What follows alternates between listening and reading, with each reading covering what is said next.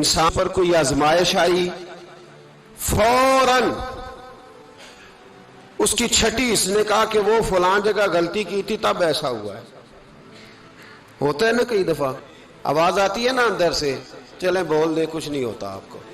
اللہ جانتا ہے یہاں کوئی کچھ نہیں کہے گا آپ کو، اور ہماری تو ویڈیو بھی نہیں گھومتی، یعنی خبر بھی نہیں ہو کہ کس نے ہاں کر دی کس نے نہ کر دی. آپ بغیر ٹینشن کے بات چیت کریں، آج کچھ نہیں ہوتا انشاءاللہ تعالی. آتی ہے اندر سے آواز. میں آپ سے اس لیے ان چیزوں کی تصدیق کراتا ہوں کہ باقیوں کو بھی آتی ہے کہ نہیں، اس لیے تصدیق. کبھی کوئی کسی جگہ انسان پریشان ہوتا ہے تو محسوس کرتا ہے کہ وہاں مجھ سے ہوتا ہے نا جی، جس کو یہ نصیب ہو جائے بڑا خوش نصیب آدمی ہے. حضرت مولا علی فرماتے ہیں اگر تجھے دنیا میں سزا مل گئی تو بچ گیا ہے، سمجھ پھر اللہ کرم کرے گا، آخرت میں سزا نہیں دے گا.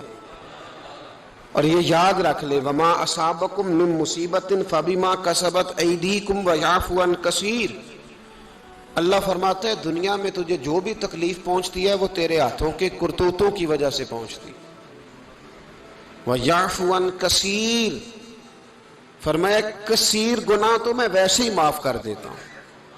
یہ جو تیری زندگی میں دکھ ہے نا، یہ بھی میری قلیل سزائیں ہیں. یہ کثیر پر سزا، یہ قلیل ہے قلیل. یہ جو تمہاری زندگی میں تکلیفیں، انسان کو سزا ملتی. حضرت فضیل بن عیاض رحمۃ اللہ تعالی علیہ گھوڑے پہ بیٹھے تھے، گھوڑا شرارت کرنے لگ گیا، اچھلنے لگ گیا، کودنے لگ گیا. تو حضرت فضیل بن عیاض نیچے اترے، ایک کونے میں جا کے نماز کی نیت باندھ لی، 2 رکعت نماز پڑھی، پھر دیر تک استغفار پڑھتے رہے، روتے رہے، دعا کرتے رہے.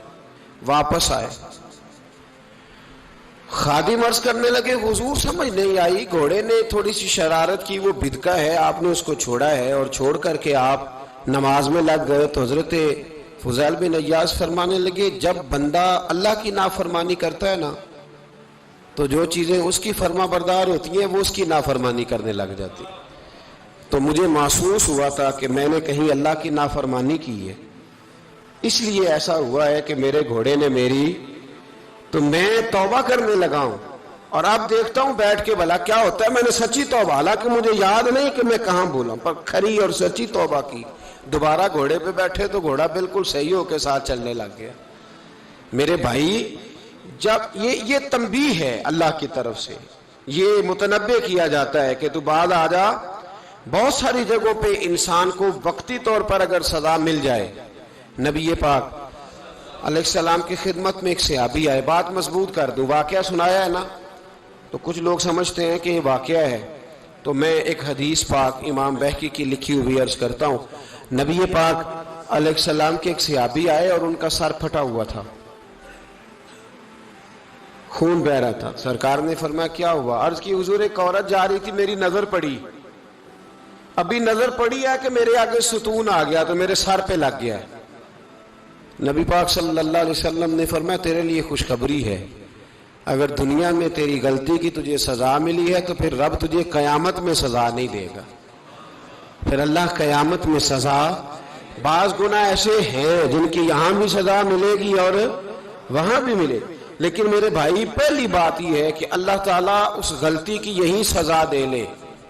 اور دعا فرمائے اللہ تبارک و تعالیٰ یہاں بھی معافی عطا فرمائے، وہاں بھی معافی عطا فرمائے، اللہ درگزر ہی فرمائے.